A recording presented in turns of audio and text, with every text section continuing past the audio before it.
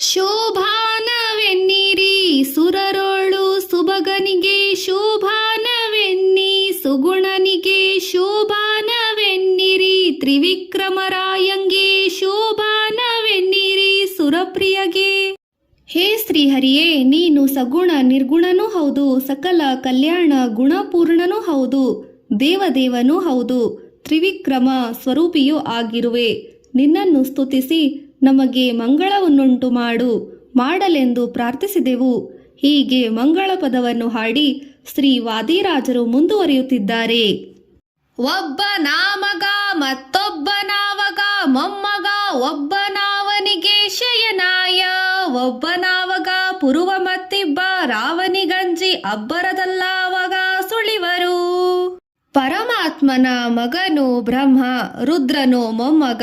ಒಬ್ಬನು ದೇವನಿಗೆ ವಾಹನವಾದರೆ ಇನ್ನೊಬ್ಬನು ಹಾಸಿಗೆಯ ಗರುಡಶೇಷರು ಆಗಿರುವರು. ಇವರು ಪರಮಾತ್ಮನಿಗೆ ಸರಿಸಾಟಿಯೇ. ಒಬ್ಬ ನಾವನ ನಾಮಕಂಜಿ ಬೆಚ್ಚುವ ಗಾಢ ಸರ್ವರಿಗಾವ ಅಮೃತವ ಸರ್ವರಿಗಾವ ಅಮೃತವನುಣಿಸುವ ಅವನೊಬ್ಬನೇ ನಿರನಿಷ್ಠ ನಿರವದ್ಯ.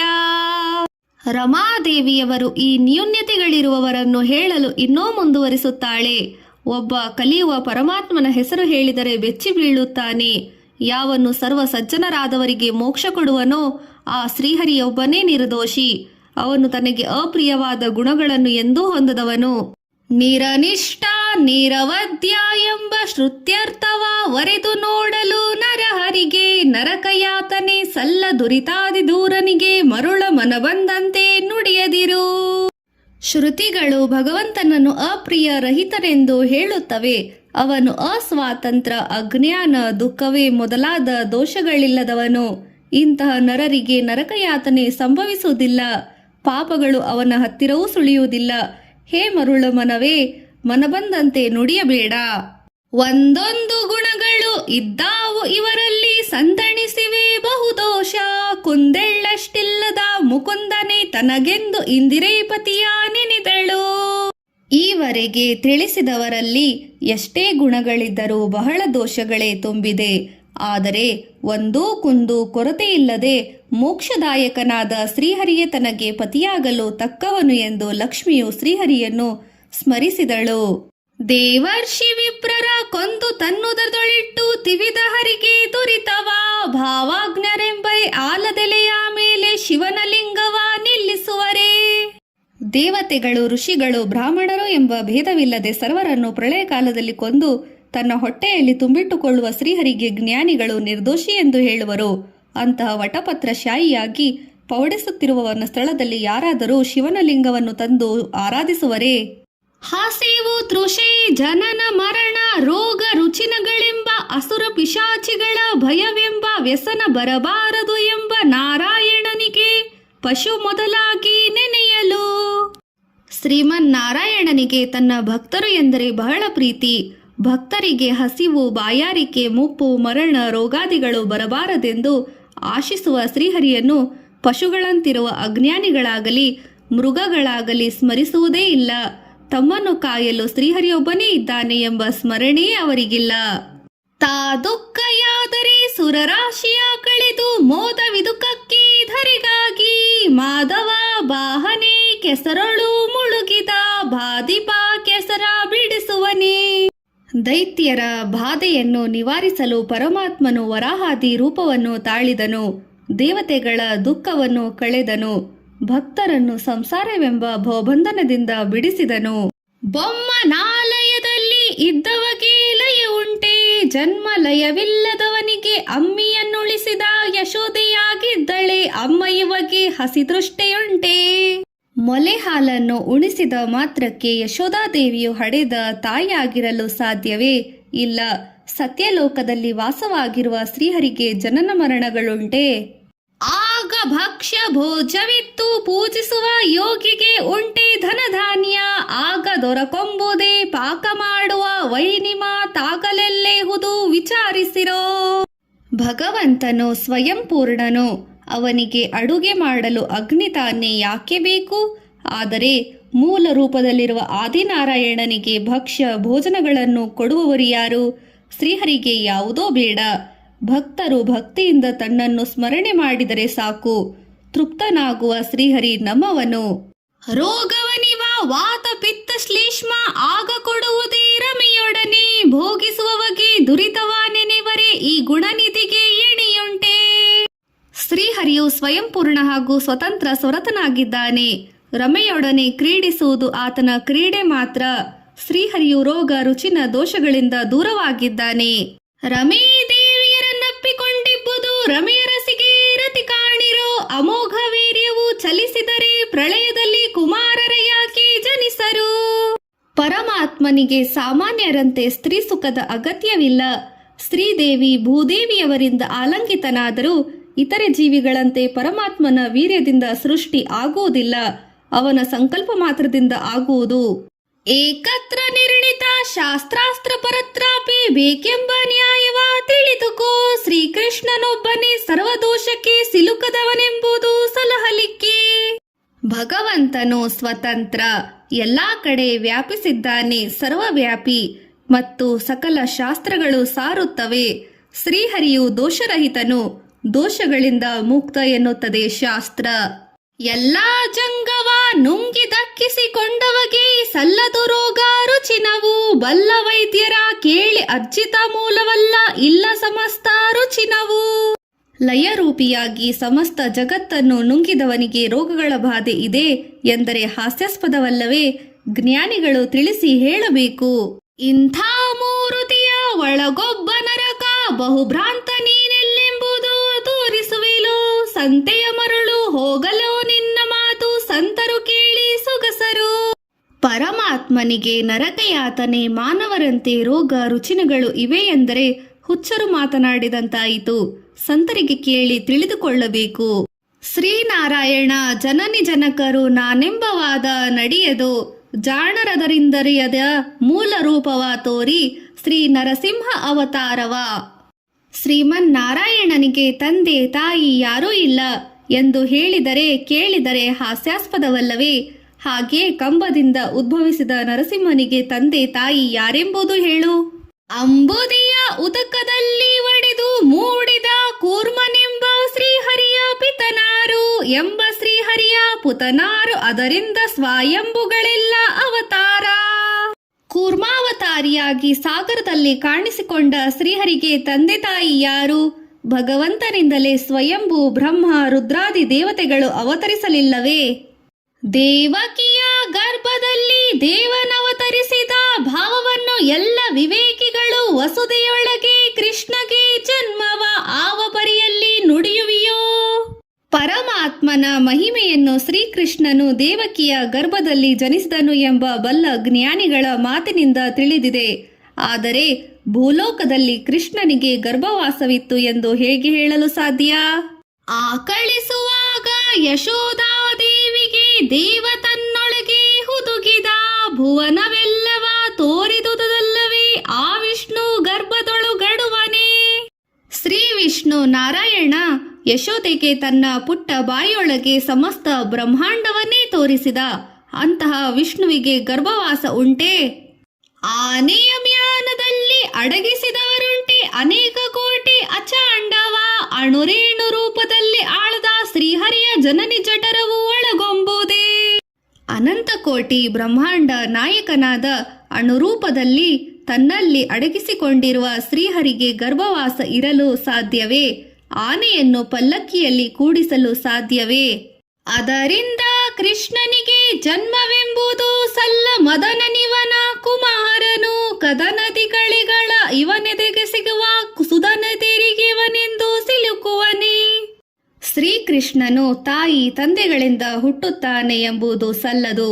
ಮನ್ಮಥನು ತನ್ನ ಪಂಚಬಾಣಗಳಿಂದ ಗೆಲ್ಲಬಹುದೇ ಹೊರತು ತನ್ನ ತಂದೆಯಾದ ಶ್ರೀಕೃಷ್ಣನನ್ನು ತನ್ನ ಬಾಣಗಳಿಂದ ಎಂದಿಗೂ ಪರಾಜಿತಗೊಳಿಸಲಾರ. ಅವನ ಎದೆಯ ಬಾಣಗಳನ್ನು ಹೊಡೆದು ಅವನ ಮನಸ್ಸನ್ನು ಶಿಥಿಲಗೊಳಿಸಲಾರ. ಹೀಗಿರುವಾಗ ಅವನು ಹೆಣ್ಣು ಮಕ್ಕಳಿಗೆ ಎಂದೂ ವಶನಾಗುವನಲ್ಲ. ಅದರಿಂದ ಕೃಷ್ಣನಿಗೆ ಪರನಾರಿ ಸಂಗವ ಕೋವಿದರಾದ ಬುಧರು ನುಡಿವಾರಿ, ಸದರವೇ ಆ ಮಾತು ಸರ್ವ ವೇದಾಂಗಗಳು ಮುದದಿಂದ ತಾವೇ ಸ್ತುತಿಸುವವು. ಶ್ರೀಕೃಷ್ಣನು ಪ್ರಾಕೃತಿಕ ಪಂಚಮಹಾಭೂತಗಳ ದೇಹವನ್ನು ಹೊಂದಿಲ್ಲ. ಸ್ವರಮಣನು ಸ್ವತಂತ್ರನೂ ಆಗಿರುವ ಈತ ಜಾತನು, ಪರಸ್ತ್ರೀ ಸಂಘ ಕೋರುವವನು ಆಗಲಾರ. ಸರ್ವ ವೇದಗಳು ಸ್ವತಃ ಲಕ್ಷ್ಮೀದೇವಿಯೂ ಸಹ ಅವನನ್ನು ಸಂತೋಷದಿಂದ ಸ್ತುತಿಸುತ್ತಾರೆ. ಅವನು ನಿರ್ದೋಷವೆಂದು ನಿರ್ದೋಷಿಯಾಗಿರುವನೆಂದು ಸ್ತುತಿಸುತ್ತಾರೆ. ಅಲ್ಪಮತಿಗಳು ಮಾತ್ರ ಅವನಲ್ಲಿ ದೋಷವಿದೆ ಎಂದು ಹೇಳುವರು. ಎಂದು ಭಾಗವತದ ಚಂದದ ಮಾತನ್ನು ಮುದದಿ ಮಾನವ ಮನಸ್ಸಿಗೆ ತಂದುಕೊ ಜಗಕ್ಕೆ ಕೈವಲ್ಯ ನಿವ ಮುಕುಂದಗೆ ಕುಂದು ಕೊರತೆ ಸಲ್ಲದು. ಎಲೆ ಮೂಢಮತಿಗಳೇ, ಅಜ್ಞಾನಿಗಳೇ, ಮಂದಮತಿ ಮೂಢರೇ, ಶ್ರೀಕೃಷ್ಣನು ದೋಷಮುಕ್ತನು. ಅವನು ಸಗುಣ ನಿರ್ಗುಣ ಸದ್ಗುಣ ಸಂಪನ್ನನು. ಇದನ್ನು ಭಾಗವತದಲ್ಲಿಯೂ ಹೇಳಲಾಗಿದೆ. ನೀನು ಮನದಲ್ಲಿ ವಿಚಾರ ಮಾಡಿ ನೋಡು. ಸಜ್ಜನರಾದ ತನ್ನ ಭಕ್ತರಿಗೆ ಕೈವಲ್ಯವನ್ನೇ ಕೊಡುವ ಶ್ರೀಹರಿಗೆ, ಮುಕುಂದನಿಗೆ ಯಾರಾದರೂ ದೋಷವನ್ನು ಎಣಿಸಬಲ್ಲರೆ? 10 ವರ್ಷದ ಕೆಳಗೆ ಮಕ್ಕಳಾಟಿಕೆಯಲ್ಲಿ ಚಿತ್ತ ಸ್ತ್ರೀಯರಿಗೆ ಎರಗುವುದೇ ಅರ್ತಿಯಿಂದ ಚರ್ಚಿಸಿದ ಗೋಕುಲದ ಕನ್ಯೆಯರ ಸತ್ಯ ಸಂಕಲ್ಪ ಬೆರೆಸಿದ. ಪುಟ್ಟ ಬಾಲಕನಾಗಿದ್ದಾಗ ಶ್ರೀಕೃಷ್ಣನು ತನ್ನನ್ನು ಆರಾಧಿಸಿದ ಗೋಪ ಕನ್ನಿಕೆಯರಿಗೆ ಸತ್ಯ ಸಂಕಲ್ಪನಾಗಿ ನಿರ್ಮಲನಾಗಿ ಒಲಿದಿದ್ದ. ಆತನಿಗೆ ಕಾಮರತಿ ಇದ್ದಿತ್ತೆ. 10,000 ಸ್ತ್ರೀಯರಲ್ಲಿ 10 ಕ್ರಮದಿಂದ ಪುತ್ರರ ವೀರ್ಯದಲ್ಲಿ ಸೃಷ್ಟಿಸಿದವರುಂಟೆ ಅರ್ತಿಯ ಸೃಷ್ಟಿ ಹರಿದಿತ್ತು. ಶ್ರೀಕೃಷ್ಣನು 16,000 ಸ್ತ್ರೀಯರನ್ನು ಪತ್ನಿಯರಾಗಿ ಪಡೆದಿದ್ದನು. ಅವರಲ್ಲಿ ಒಬ್ಬೊಬ್ಬರಿಗೂ 10 ಮಕ್ಕಳನ್ನು ಕೊಟ್ಟನು. ಅಂದರೆ ಇದು ಸಾಮಾನ್ಯರಿಗೆ ಸಾಧ್ಯವಾಗುವುದೇ? ಇಂತಹ ಅದ್ಭುತವಾದ ಶಕ್ತಿ ಪರಮಾತ್ಮನಿಗಲ್ಲದೆ ಬೇರೆಯವರಿಗೆ ಇರುವುದೇ? ಆದ್ದರಿಂದ ಶ್ರೀಕೃಷ್ಣ ಪರಬ್ರಹ್ಮವೆಂಬುದೇ ತಿಳಿ. ರೋಮ ರೋಮ ಕುಪ ಕೋಟಿ ವೃಕ್ಷಂಗಗಳ ನಿರ್ಮಿಸಿ ಗೋಪಾಲರ ತಿಳಿಸಿದ ನಮ್ಮ ಶ್ರೀಕೃಷ್ಣನು ಮಕ್ಕಳ ಸೃಜಿಸುವ ಮಹಿಮೆ ಬಲ್ಲವರಿಗೆ ಸಲಹಲಿಕ್ಕೆ. ಆ ಚಿಂತ್ಯಾದ್ಭುತ ಶಕ್ತಿಯಿಂದ ಶ್ರೀಹರಿಯು ತನ್ನ ಭಕ್ತರನ್ನು ಸಲಹುತ್ತಿರುವಾಗ ಅವನಿಗೆ ತನ್ನ ಪತ್ನಿಯರಲ್ಲಿ ಒಬ್ಬೊಬ್ಬರಿಗೂ 10 ಮಕ್ಕಳನ್ನು ಕೊಡುವುದು ಕಷ್ಟವೇ? ಇದೆಲ್ಲವೂ ತನ್ನ ಭಕ್ತರಿಗೆ ತೋರಿಸಿ ತಾನು ಲೀಲಾ ಮಾತ್ರದಿಂದ ಇಂಥ ಅದ್ಭುತ ಕಾರ್ಯಗಳನ್ನು ಮಾಡುವುದು ತನ್ನ ಭಕ್ತರ ಒಳಿತಿಗಾಗಿ ಎಂಬುದನ್ನು ನಾವು ತಿಳಿಯಬೇಕು. ಮಣ್ಣನ್ನೇಕೆ ಮೆದ್ದೆ ಎಂಬ ಯಶೋದೆಗೆ ಸಣ್ಣ ಬಾಯೊಳಗೆ ಜಂಗಗಳ ಕಣ್ಣಾರಿ ತೋರಿದ ನಮ್ಮ ಶ್ರೀಕೃಷ್ಣನ ಘನತೆ ಬಲ್ಲವರಿಗೆ ಸಲಹಲಿಕ್ಕೆ. ಶ್ರೀಕೃಷ್ಣನು ಪುಟ್ಟ ಬಾಲಕನಿರುವಾಗ ಮಣ್ಣನ್ನು ತಿನ್ನುತ್ತಿದ್ದ ಶ್ರೀಕೃಷ್ಣನನ್ನು ಯಶೋದೆ ಗದರಿಸಿ ಬಾಯಿ ತೆರೆಸಿ ನೋಡಲು ಇಡೀ ಸಮಸ್ತ ಬ್ರಹ್ಮಾಂಡವನ್ನೇ ಕಾಣಿಸಿತು. ಇದೆಲ್ಲವೂ ತನ್ನ ಭಕ್ತರ ಅಜ್ಞಾನವನ್ನು ಪರಿಹರಿಸಿ ಅವರಿಗೆ ತಾನು ಯಾರು ಎಂಬುದನ್ನು ದೃಢಪಡಿಸಿ ಅವರ ಭಕ್ತಿಯನ್ನು ಹೆಚ್ಚಿಸಲಿಕ್ಕಲ್ಲವೇ ಎಂದು ತಿಳಿಯಬೇಕು. ನಾರದ ಸನಕಾದಿ ಮೊದಲಾದಿ ಯೋಗಿಗಳು ನಾರಿಯರಿಗೆ ಮರುಳಾದರೆ ಓರಂತೆ ಶ್ರೀಕೃಷ್ಣ ನಡಿಗಡಿಗೆ ಎರಗುವರೆ, ಆರಾಧಿಸುತ್ತಾ ಭಜಿಸುವರೇ. ನಾರದ ಸನಕಾದಿ ಉತ್ತಮರಾದ ಯೋಗಿಗಳು ಎಲ್ಲಾದರೂ ಹೆಂಗಸರಿಗೆ ಮರಳಾಗುವರೇನು? ಖಂಡಿತ ಇಲ್ಲ. ಶ್ರೀಕೃಷ್ಣನೇನಾದರೂ ಸ್ತ್ರೀಲೋಲನಾಗಿದ್ದಲ್ಲಿ ಬಾರಿ ಬಾರಿಗೂ ಅವನನ್ನು ನಮಿಸಿ ಆರಾಧಿಸುತ್ತಿದ್ದರೇನು? ಅವನ ಭಜಿಸುತ್ತಿದ್ದರೇನು? ಅಂಬುಜ ಸಂಭವ ತ್ರಿಯಂಬಕ ಮೊದಲಾದ ನಂಬಿದವರಿಗೆ ವರವಿತ್ತ. ಸಂಭ್ರಮದ ಸುರರ ಎಳ್ಳಷ್ಟು ಕೋಪಕ್ಕೆ ಇಂಬಿದ್ದರಿವ ಭಜಿಸುವರೇ. ಪದ್ಮ ಸಂಭವನಾದ ಬ್ರಹ್ಮನಾಗಲಿ ತ್ರಯಂಬಕನಾದ ರುದ್ರನಾಗಲಿ ಹೀಗೆ ಇವರಲ್ಲಷ್ಟೇ ಪ್ರಭಾವಶಾಲಿಗಳಾಗಲಿ ಇವನಲ್ಲಿ ಕಿಂಚಿತ್ತಾದರೂ ಕೋಪವಿದ್ದಿದ್ದರೆ ಇವನನ್ನು ಸೇವಿಸುತ್ತಿದ್ದರೇನು? ಶ್ರೀಹರಿಯ ಕೋಪಾದಿ ಅರಿಷಟ್ ವರ್ಗಗಳಿಗೆ ಸ್ಥಾನವೇ ಇಲ್ಲ. ಅವನಂಗುಷ್ಟವ ತೊಳೆದ ಗಂಗಾದೇವಿ ಪಾವನೆಳಿಸಿದ ಮಿರಿವೆಳೆ, ಜೀವನ ಸೇರುವ ಪಾಪ ಕಳೆವಳು ಈ ವಾಸುದೇವಗೆ ಎಣಿಯುಂಟೆ. ವಾಮನನು ಬಲಿಯ ತಲೆಯ ಮೇಲಿಡಲು ತನ್ನ ಪಾದವನ್ನು ಮೇಲೆತ್ತಿದಾಗ ಅವನ ಬಲಗಾಲಿನ ಉಗುರು ಕೊನೆಯು ತಗಲಿ ಬ್ರಹ್ಮಾಂಡ ಕರ್ತವು ಒಡೆದು ಹೋಗುತ್ತದೆ. ಆಗ ಭಗವಂತನ ಪಾದಗಳ ಮೂಲಕವೇ ಗಂಗೆಯು ಸುರಲೋಕದಿಂದ ಭೂಮಿಗೆ ಹರಿದು ಬರುತ್ತಾಳೆ.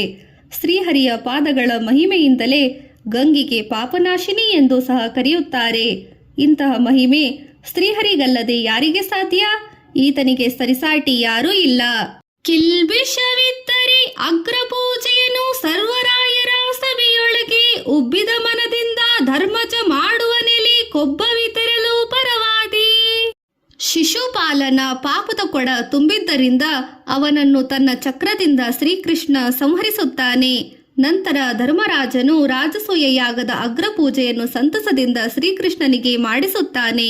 ಒಂದು ವೇಳೆ ಶ್ರೀಕೃಷ್ಣ ಯಾವುದಾದರೂ ದೋಷಕ್ಕೆ ಒಳಗಾಗಿದ್ದರೆ ಅವನೇ ಸರ್ವೋತ್ತಮ ಎಂದು ಯಾರಾದರೂ ಒಪ್ಪುತ್ತಿದ್ದರೆ, ಸಾವಿಲ್ಲದ ಹರಿಗೆ ನರಕ ಯಾತನೆ ಸಲ್ಲ ಜೀವಂತರಿಗೆ ನರಕದಲ್ಲಿ ನೋವು ನಲವ ನಿಮ್ಮ ಯಮದೇವನು ನೋವಾನಿ ಹರಿಯ ಗುಣವರಿಯೇ. ನರಕವು ಜನನ ಮರಣಗಳುಳ್ಳ ಜೀವರಿಗೆ ಮಾತ್ರ ಇರುತ್ತದೆ. ಇಂಥವರು ತಪ್ಪುಗಳನ್ನು ಮಾಡುವುದು ಸಹಜ. ಇಂಥವರನ್ನು ಯಮ ಶಿಕ್ಷಿಸುತ್ತಾನೆ. ಸಾವಿಲ್ಲದ ಶ್ರೀಹರಿಗೆ ನರಕಯಾತನೆ ಎಲ್ಲಿರುತ್ತದೆ? ಎಲೆ ದಾನ ಕಾಯುವ ಗೊಲ್ಲನೆ, ಶ್ರೀಹರಿಗೆ ದುಃಖಾದಿ ದೋಷ ಇಲ್ಲ ಎಂಬುದನ್ನು ನೀನು ಹೇಗೆ ತಾನೇ ತಿಳಿಯಬಲ್ಲೆ?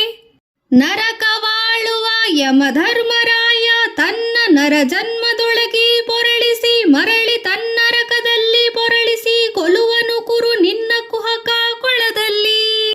ಅವರವರು ಮಾಡಿದ ಪಾಪ ಕರ್ಮಗಳಿಗೆ ಧರ್ಮರಾಯ ಜೀವರನ್ನು ನರಕದಲ್ಲಿ ಶಿಕ್ಷಿಸುತ್ತಾನೆ. ಅದರಿಂದ ತಪ್ಪಿಸಿಕೊಳ್ಳಲು ಸಾಧ್ಯವೇ ಇಲ್ಲ. ನೀನು ಯಮನನ್ನು ವಂಚಿಸಲಾರೆ. ಬೊಮ್ಮನ 100 ವರ್ಷ ಪರ್ಯಂತ ಪ್ರಳಯದಲ್ಲಿ ಸುಮ್ಮನೆಯಾಗಿ ಮಲಗಿಪ್ಪ. ನಮ್ಮ ನಾರಾಯಣನಿಗೆ ಹಸಿತೃಷಿ ಜರಾಮರಣ ದುಷ್ಕರ್ಮ ದುಃಖಗಳ ತೊಡಸುವರೇ. ನಾರಾಯಣನು ಬ್ರಹ್ಮಮಾನದ 100 ವರ್ಷಗಳ ಪರ್ಯಂತ ಜಗತ್ತೆಲ್ಲವನ್ನು ನುಂಗಿ ತನ್ನ ಹೊಟ್ಟೆಯಲ್ಲಿಟ್ಟುಕೊಂಡು ಯೋಗ ನಿದ್ರೆಯಲ್ಲಿ ಮಲಗಿರುವವನು. ಬ್ರಹ್ಮನ ಆಯುಷ್ಯವು ಮುಗಿದೊಡನೆ ಮಹಾಪ್ರಳಯವಾಗುತ್ತದೆ. ಶ್ರೀಹರಿಗೆ ಹಸಿವು, ಬಾಯಾರಿಕೆ, ಮುಪ್ಪು, ಮರಣಗಳು ಬಾಧಿಸುವುದುಂಟೆ? ರಕ್ಕಸರ ಶಸ್ತ್ರಗಳಿಂದ ಗಾಯವಡೆಯದ ಅಕ್ಷಯಕಾಯದ ಶ್ರೀಕೃಷ್ಣ ತುಚ್ಛ ಯಮ ಭಟ್ಟರ ಶಸ್ತ್ರ ಕುಳುಕುವನಲ್ಲ. ತುಚ್ಛನಿ ಹರಿಯ ಸಗುಣವರಿಯ ನರಿಯೇ. ಭಗವಂತನ ದೇಹವು ಪ್ರಾಕೃತಿಕವಲ್ಲ, ಪಂಚಮಹಾಭೂತಗಳಿಂದ ಆಗಿಲ್ಲ. ಆತ ಚಿದಾನಂದ ಪರಬ್ರಹ್ಮ ಪರಮಾತ್ಮ. ಅಸುರರ ಆಯುಧಗಳಾವುವು ಶ್ರೀಹರಿಯನ್ನು ಎಂದು ಗಾಯಗೊಳಿಸಲಾರವು. ತುಚ್ಛರಾದ ಯಮಭಟ್ಟರ ಆಯುಧಗಳು ಅವನನ್ನು ಏನನ್ನೂ ಮಾಡಲಾರವು. ಎಲೆ ಹುಚ್ಚನೆ, ನೀನು ಶ್ರೀಹರಿಯನ್ನು ತಿಳಿದಿಲ್ಲ. ಅಪಪ್ರಲಾಪ ಮಾಡದೆ ಸುಮ್ಮನಿರು. ಕಿಚ್ಚ ನುಂಗಿದನು ನಮ್ಮ ಶ್ರೀಕೃಷ್ಣನ ತುಚ್ಛ ನರಕದೊಳು ಅನಿಲನಿಗೆ ಬೆಚ್ಚುವನಲ್ಲ. ಅದರಿಂದವಗೆ ನರಕ ಮೆಚ್ಚುವರಲ್ಲ ಬುಧರೆಲ್ಲ. ಕಂಸನಿಂದ ಪ್ರೇರಿತನಾದ ಪ್ರಲಂಬಾಸುರನೆಂಬ ದೈತ್ಯನು ಘೋರವಾದ ಕಾಳ್ಗಿಚ್ಚಿನ ರೂಪದಲ್ಲಿ ಬರಲು ಶ್ರೀಕೃಷ್ಣನು ನಿರಾಯಾಸವಾಗಿ ಅದನ್ನು ಪಾನ ಮಾಡಿ ಅಸುರರನ್ನು ಸಂಹರಿಸಿದ. ಇಂತಹ ಅದ್ಭುತ ಮಹಿಮೆಯುಳ್ಳ ಶ್ರೀಹರಿಗೆ ನರಕ ದುಃಖವಿದೆ ಎಂಬುದನ್ನು ಜ್ಞಾನಿಗಳು ಎಂದಿಗೂ ಒಪ್ಪರು. ಮನೆಯಲ್ಲಿ ಕ್ಷಮೆಯ ತಾಳ್ದ ವೀರಭಟ್ಟ ರಣರಂಗದಲ್ಲಿ ಕ್ಷಮಿಸುವನೇ. ಅಣುವಾಗಿ ನಮ್ಮ ಹಿತಕ್ಕೆ ಮನದೊಳಗಿನ ಕೃಷ್ಣ ಮುನಿವ ಕಾಲಕ್ಕೆ ಮಹತಾದ. ಮನೆಯಲ್ಲಿ ಕ್ಷಮಾಗುಣವುಳ್ಳ ವೀರಭಟ್ಟನು ರಣರಂಗದಲ್ಲಿ ವೈರಿಯನ್ನು ಕ್ಷಮಿಸುವನೇ. ಹಾಗೆಯೇ ನಮ್ಮ ಮನಸ್ಸಿನಲ್ಲಿರುವ ತನ್ನ ಸೂಕ್ಷ್ಮ ರೂಪದಲ್ಲಿರುವ ಭಗವಂತ ಇದ್ದು ಧರ್ಮ ಅಧರ್ಮಗಳನ್ನು ಬೋಧಿಸಿ ಎಚ್ಚರಿಸುತ್ತಿರುತ್ತಾನೆ. ದುಷ್ಟರು ಇದನ್ನು ಲಕ್ಷಿಸದೆ ಅವನಿಗೆದುರಾಗುವ ಜೀವನದ ಮೇಲೆ ಕೋಪಗೊಂಡು ಮಹಾದಂಡನವನ್ನೇ ವೇದಿಸುತ್ತಾರೆ. ತಾಯ ಪೊಟ್ಟೆಯಿಂದ ಮೂಲ ರೂಪವ ತೋರಿ ಆಯುಧ ಸಹಿತ ಪುರವಂಟ. ನ್ಯಾಯ ಕೋವಿದರು ಪುಟ್ಟಿದನೆಂಬರಿ ಬಾಯಿಗೆ ಬಂದಂತೆ ಬೊಗಳದಿರು. ಶ್ರೀಕೃಷ್ಣ ಜನ್ಮ ತಾಳುವಾಗ ದೇವಕಿಯ ಗರ್ಭದಲ್ಲಿ ಹುಟ್ಟಿದನೇನೂ ಇಲ್ಲ. ಅವನು ಶಂಖ ಚಕ್ರ ಗದಾಧಾರಿಯಾಗಿ ತನ್ನ ಮೂಲ ರೂಪವನ್ನು ತಾಯಿಗೆ ಪ್ರಕಟ ಮಾಡಿ ಹೊರಗೆ ಬಂದ. ಇಂಥವನನ್ನು ಹುಟ್ಟಿದ ಎಂದು ಸಾಧಾರಣವಾಗಿ ಹೇಳಬಹುದೇ? ಹೀಗೆ ಹುಟ್ಟುವುದು ಪ್ರಾಕೃತಿಕವಾಗಿ ಸಾಧ್ಯವೇ? ಉಟ್ಟ ಪೀತಾಂಬರ, ತೊಟ್ಟ ಭೂಷಣಗಳು, ಇಟ್ಟ ನವರತ್ನ ಕಿರೀಟವು, ಮೆಟ್ಟಿದ ಕುರುಹ ಎದೆಯಲ್ಲಿ ತೋರಿದ ಶ್ರೀವಿಠಲ ಪುಟ್ಟಿದವನೆನ್ನಬಹುದೇ? ಶ್ರೀಕೃಷ್ಣನು ತಾಯಿಗೆ ತನ್ನ ಮೂಲ ರೂಪದ ದರ್ಶನವಿತ್ತಾಗ ಪೀತಾಂಬರವನ್ನುಟ್ಟು ಆಭರಣಗಳು, ನವರತ್ನ ಖಚಿತ ಕಿರೀಟವನ್ನು ಧರಿಸಿದ್ದ. ಎದೆಯ ಮೇಲೆ ಶ್ರೀವತ್ಸವೆಂಬ ಮಚ್ಚೆ ಇತ್ತು. ಮನ್ಮಥನಿಗಿಂತಲೂ ಅತಿ ಸುಂದರವಾಗಿದ್ದ ಮಗುವನ್ನು ಯಾರಾದರೂ ತಾಯಿಯ ಗರ್ಭದಿಂದ ಹುಟ್ಟಿದವನು ಎನ್ನಬಹುದೇ? ಋಷಭಂ ಸಭೆಯ ಮಹಿಷ ಮೂಷಕ ವಾಹನವೇರಿ ಮಾನಿಸರೆಂತೆ ಸುಳಿವ ಸುರರೆಲ್ಲ ಎಸೆವ ದೇವೇಶಾನರ ಸಾಹಸಕ್ಕೆ ಮಡಿದರು. ಕುಸುಮನಾಭನಿಗೆ ಸರಿಯುಂಟೆ? ಗೂಳಿ, ಹಂಸ, ಕುರಿ, ಕೋಣ, ಇಲಿ ಇತ್ಯಾದಿ ವಾಹನಗಳುಳ್ಳ ರುದ್ರ, ಬ್ರಹ್ಮ, ಅಗ್ನಿ, ಯಮ, ಗಣೇಶ ಮುಂತಾದವರು ಮನುಷ್ಯರಂತೆ ತೋರಲು ಎಲ್ಲ ದೇವತೆಗಳು ನಾರಾಯಣನಿಂದ ಸೋತು ಹೋಗಿದ್ದರು. ಇಂತಹ ಪದ್ಮನಾಭನಿಗೆ ಯಾರು ಸಾಟಿ ಆಗವಲ್ಲರು? ಒಂದೊಂದು ಗುಣಗಳು ಇದ್ದಾವು ಇವರಲ್ಲಿ, ಸುಂದಣಿವೆ ಬಹುದೋಷ. ಕುಂದೆಳೆಷ್ಟಿಲ್ಲದ ಮುಕುಂದನ ತನಗೆಂದು ಇಂದಿರೇಪತಿಯ ನೆನೆದಳು. ಈ ದೇವತೆಗಳಲ್ಲಿ ಒಂದೊಂದು ಗುಣಗಳಿರಬಹುದು, ಆದರೆ ಬಹುದೋಷ ತುಂಬಿಕೊಂಡಿವೆ. ಆದರೆ ಸುತರಾಮ ದೋಷವಿಲ್ಲದೆ ಮುಕುಂದನೆ ತನಗೆ ಪತಿಯೆಂದು ಲಕುಮಿ ಸಂಕಲ್ಪಿಸಿದಳು. ಇಂತು ಚಿಂತಿಸಿ ರಮೇ ಸಂತಮನ ಪದವ ಸಂತೋಷ ಮನದಲ್ಲಿ ನೆನೆಯುತ್ತಾ, ಸಂತೋಷ ಮನದಿ ನೆನೆಯುತ್ತಾ ತನ್ನ ಶ್ರೀಕಾಂತನಿದ್ದೆಡೆಯೇ ನಡೆದಳು. ಹೀಗೆ ಯೋಚಿಸಿಕೊಂಡು ರಮಾದೇವಿಯು ಸಜ್ಜನರ ಮನಸ್ಸಿನಲ್ಲಿ ಸದಾ ಧ್ಯಾನಿಸುತ್ತಿರುವ ಶ್ರೀಹರಿಯನ್ನು ತಾನು ಹರ್ಷದಿಂದ ಧ್ಯಾನಿಸುತ್ತಾ ತನ್ನ ಮೂಲ ರೂಪನಾದ ಅಜಿತನಾಮಕನಾದ ಪತಿಯ ಬಳಿಗೆ ನಡೆದು ಬಂದಳು.